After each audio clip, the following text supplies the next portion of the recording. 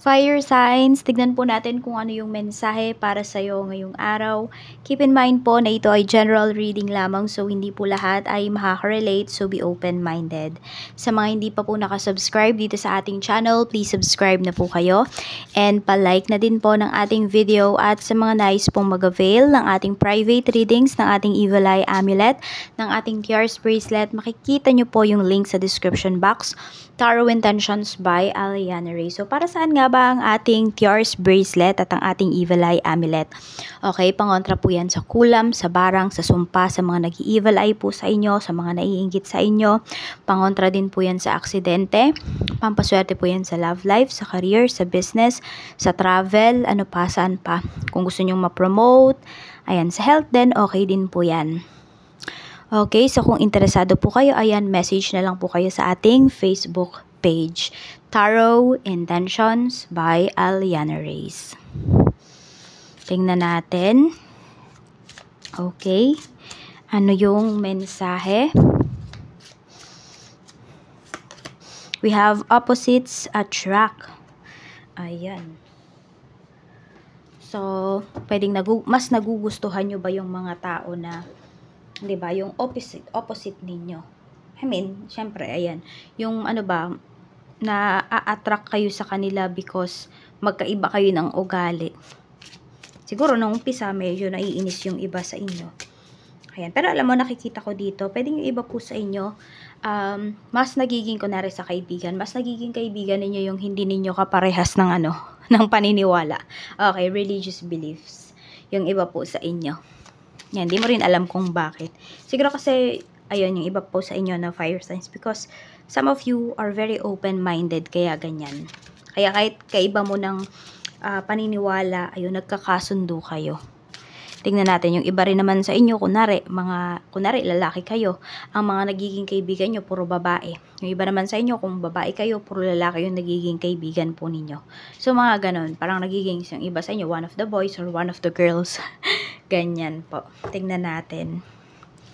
So, meron dito na napapagkamalan kayong, kunwari, lesbian. Meron naman napapagkamalan dito na gay, ganon. Dahil nga sa mga nakapalibot po sa inyo. So, tingnan natin.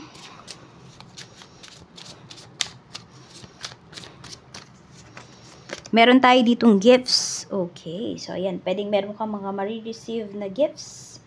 Okay. Some of you talaga yung gifts ninyo is gift of understanding. Okay. And gift of respect. Pwedeng yun yung mga binibigay po ninyo, no, sa isang tao na nakikilala po ninyo. Yan.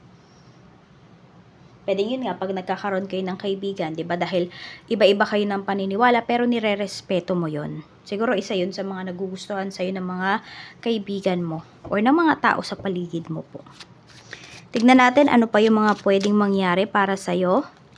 Spirit guide, ano pa po yung mga pwedeng mangyari kay fire signs, Aries, Leo, Sagittarius. Tignan natin. Meron tayo ditong Page of Wands. Okay. Ayan. So, nakikita ko kasi dito, ngayon, marami po sa inyo, nagtutuon talaga kayo ng pansin sa inyong sarili. How you will improve yourself. How you will improve your finances. Ayan. So, nakikita ko dito, matyaga talaga kayo. So, meron dito, sabihin natin, ang work ninyo, nag-grab kayo, yung mga ganyan. Pero ang ginagamit ninyo sa inyo, bike. Oo, bicycle. So, diba, napakatyaga nyo talaga. So, maraming nakakakita na matyaga kayo. So, pwede rin na ngayon, kung meron nga kayong work, no, pwedeng maka-receive kayo ng gifts or maka-receive kayo ng tips sa mga customers po ninyo, sa mga clients ninyo ngayong araw na ito. Tignan natin ano pa yung mensahe. We have the Magician. Yan, kahit ba umuulan, kahit ba may bagyo, is, kumikilos pa rin kayo. We have Four of Cups. Meron naman dito pwedeng hindi kayo makapag-work or hindi kayo makapag-negosyo ngayon. Depende yan sa negosyo ninyo. So, parang naboboard kayo. Death card. Ayan, naboboard yung iba sa inyo. So, pwedeng, alam mo yan, naiisipan ninyong, or sabihin natin, gumagana yung isipan ninyo ngayon para sa mga bagay na, alam mo yun, hindi mo dati pinagtutuunan ng pansin. Yan po. So, kasi yung iba sa inyo naboboard kayo eh. Kaya nililibang nyo yung sarili ninyo. Okay, nakikita ko rin dito may mga pagbabago sa life ninyo na parang ano ba, parang feeling mo hindi mo kakayanin. Feeling mo hindi mo kaya yung pagbabago na yon. Pero feeling mo lang yon, fire signs. Kayang-kaya mo yan. Tignan pa natin ano pa yung mensahe para sa'yo. We have the moon. Okay, so meron dito, ayan po, pwedeng isa to sa mga friends mo or someone na malapit sa'yo na opposite sex ay may gusto po sa'yo. Tinatago niya yung kanyang feelings. Okay? Pwedeng dahil magkaiba kayo. Yung iba sa inyo pwedeng nasa ibang bansa kayo, no? Dahil magkaiba kayo ng, hindi lang ng religion, pwedeng dahil magkaiba po kayong ng race, ng nationality. Kaya pwedeng hindi umaamin sa'yo yung taong to. Okay? Or sabihin natin yung iba sa inyo kasi pwedeng yes, nasa ibang bansa kayo pero may asawa kayo dito sa Pinas. So parang sinabi nyo yun dun sa tao na yun. So yun, alam mo yun, siya na yung naglilimit or pwedeng ikaw din, no? Or kahit gusto niya maging close sa'yo, hindi ka na kina-close ng taong to. Yes, kasi alam niya yung limits niya pagdating sa'yo. Okay, so wag kayong matutukso dito. Fire signs, wag kayong magpapatukso. Okay, tignan natin. We have the High Priestess. Or baliktad, no? Baka naman yung nagkakagusto na to sa'yo. Okay, pwedeng siya yung type mo. Ay, tama ba? Ay, hindi, mali. Itong nagugustuhan mo pala, ayan, siya pala yung mayroong partner or meron na siyang asawa. We have the High Priestess. Okay, marami talaga dito ay matutuwa sa'yo. Okay, sabihin natin kung ano man tong kakayahan mo, fire signs, ayan, pwede po na may marireceive ka na gifts because of your skills, because of your knowledge, because of your gifts.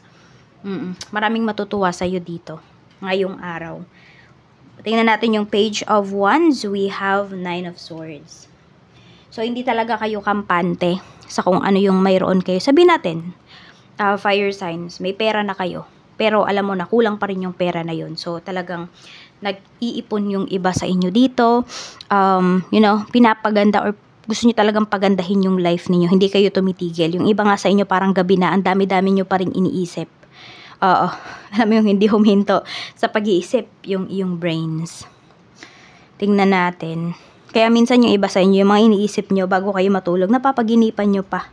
Kaya minsan pagod na pagod kayo pagkagising ninyo. Tignan natin, ano pa yung mensahe. We have Page of Cups. Okay. Ang nakikita ko dito, pwedeng may mga tao dito na gusto ka nilang makasama. Or meron dito na yayayain kang lumabas ngayon. Or basta parang gusto ka nilang isama sa group nila. Ganon yung nakikita ko dito. Parang very, attracted sila sa energy mo. Tignan natin, we have Four of Cups. So yan, yung iba sa inyo nai-stress kayo. So ayun nga, yung iba sa inyo nai-stress, nag-overthink talaga. Meron ba dito, di kayo sanay na nasa bahay lang? Ayan, baka may nag-iisip dito. Gusto nyo nang magtrabaho para makatulong po kayo sa inyong family, sa inyong asawa. We have Six of Swords. Meron dito, parang tahimik lang siyang nasasaktan. Okay? Ganito, kunwari, gumawa siya ng decision para sa pagbabago sa life niya. Ikaw yun, fire signs. Pero, alam mo yun, akala ng iba sobrang saya mo, pero din nila alam, 'di ba, part of you ay nasasaktan din naman dun sa naging decision mo. Kasi pwedeng may mga bagay ka dito na nilet go. Pero yun yung hindi naiintindihan ng ibang tao. Akala lang nila naging selfish ka dito kasi mas pinili mo yung peace of mind mo, mas pinili mo yung sarili mo. So meron din ako nakikita dito na pagbabago pagdating sa trabaho. Ayan, baka meron dito nag-apply kayo ng ibang work. So, ayan po, expect nyo na may marireceive kayo na tawag coming from company na in-applyan po ninyo. Tignan pa natin ano pa yung mensahe. Okay, so marami talagang nagkakagusto sa'yo dito. Maraming attracted sa'yo. Mag-ingat ka lang kasi nga yung iba sa kanila, fire signs ay hindi talaga honest sa'yo. Okay, baka meron dito, lokohin ka pa with this energy. With this the moon energy. Okay? So, alam mo yun, kapag po kasi, una pa lang, di ba, niloko na kayo ng tao, may tinago siya sa'yo. Tapos sasabihin niya, pure daw yung intention niya sa'yo. Aba, mag-isip-isip na kayo dyan. Fire signs, hindi yan totoo. Kasi kung pure yung intention sa'yo ng isang tao, di yan magsisinungaling sa'yo. Okay? Kaya, kunwari, una pa lang, nagsinungaling na sa inyo yung isang tao. Kaibigan mo man yan, family members mo man yan, romantic partner man yan, okay, or nanliligaw man yan sa'yo, ay, huwag mo nang papasukin sa life mo. Malamang sa malamang ay marami pa yung kasinungalingang sasabihin sa'yo. Maging matalino kayo dito, diba? Bigay nyo na lang yung energy niyo dun sa mga tao na totoo sa inyo.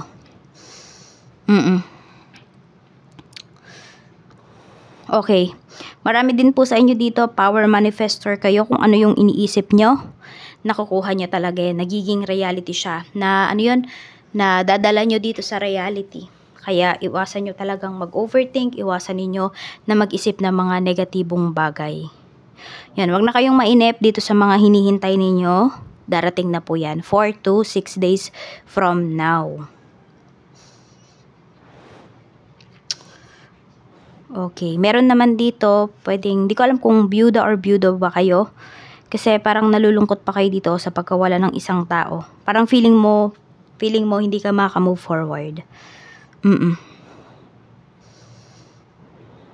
iba nga sa inyo, pwedeng napupuyat kayo kakaisip sa kanila. So, 'di ba, mahirap naman kasi talagang mag-move on. Ayan, lalo na kung matagal po ninyong nakasama. Pero kasi, ayun, wag nyo din namang pahirapan yung inyong sarili. Okay, pero take it easy. Yan, take it easy sa pag-move forward. Sa grieving process po ninyo. Okay, meron naman dito na pupuyat na kakaisip kung ano ba yung ireregalo towards sa isang tao. Baka may pupuntahan kayong wedding, meron kayong pupuntahan na occasions. Ayan. So parang kasing you want to give them the best. Yun yung nakikita ko dito. Kaya napupuyat yung iba sa inyo. Ayan, kaka-research, kakahanap ng kung ano man na pwede nyong iregalo. So ayan po. Maraming salamat, fire signs. Mag-iingat po kayo always and more blessings to come.